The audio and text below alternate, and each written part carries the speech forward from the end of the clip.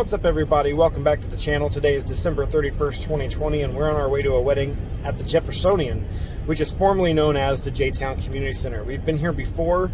It's been almost 4.5 years since I've played here. August 6th and 7th of 2016 was the last time I played at this hall. And it's one of my favorite venues. It's a huge venue. It'll accommodate wedding receptions up to like 400 or 500 people.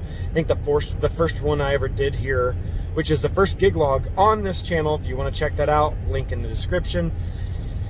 It was like 420 people. It was a lot of people, and it was an awesome wedding. It was really kind of my inauguration into the Louisville market. It was my first year in the Louisville market. It wasn't my first wedding in the Louisville market, but it was the first one that turned out to be just an absolute banger.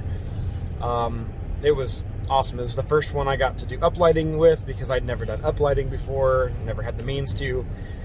So it was definitely a challenge. I think it took me 4.5 hours to get everything set up. This is before the booth and everything like that. So today that will not be the case, even though the setup is a lot larger, but we got just a better system at getting everything set up now.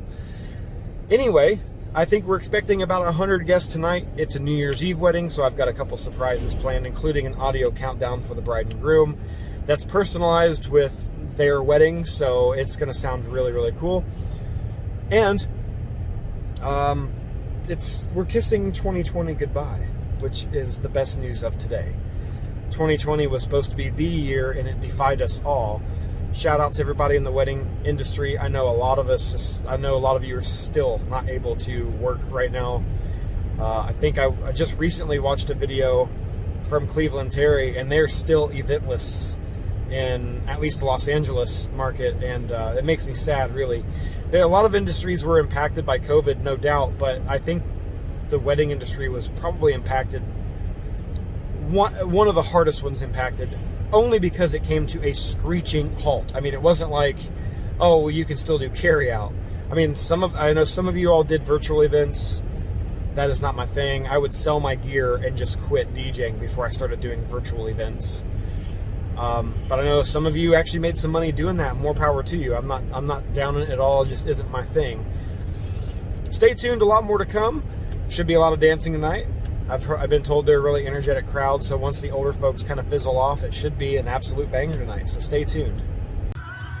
Hey, what's up, everybody? So we are all set up here in the J-Town Community Center. We have uplighting that goes all the way around the room. I don't have it on yet, just because I don't want to drain the batteries. We got here really early. We got here around noon for a ceremony that starts at 6:30.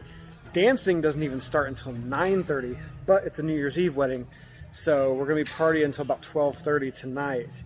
We got a custom countdown made by nyecountdown.com. Shout out to them. They make some of the best DJ drops and New Year's Eve countdowns that you can get. And it looks awesome. Like I said, this is one of my favorite venues to play. It's just an easy load in.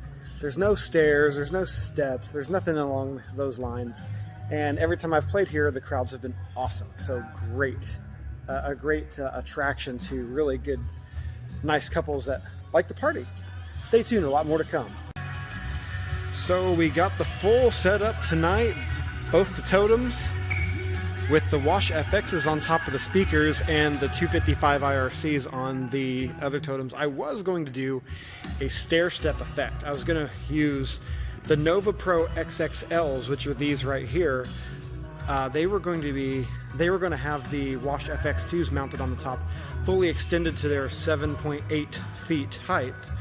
Then my box trussing would have the moving heads on it, and then the Rockville totems for the speakers. But it's raining, and the only way I would have been able to transport the box trussing, it would be on top of the van, and that wasn't going to happen.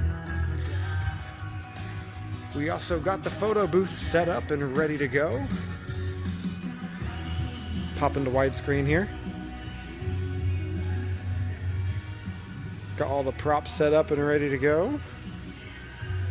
Using Snap Pick. Actually made quite a few templates. There's some of the custom templates for the wedding, but I also did a New Year's Eve one, which I think I already took a picture with that one, so there you go. I always test it out somehow.